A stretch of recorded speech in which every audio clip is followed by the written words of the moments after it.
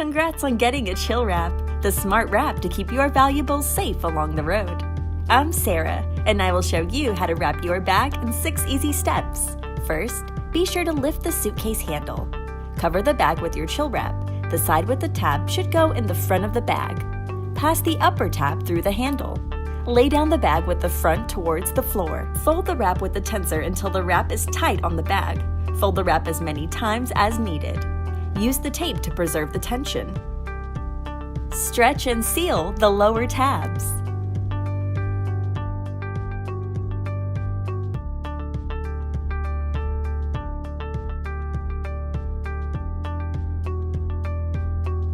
Then, stretch and seal the higher tabs.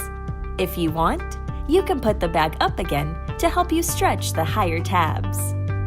Make sure that the tape is correctly glued.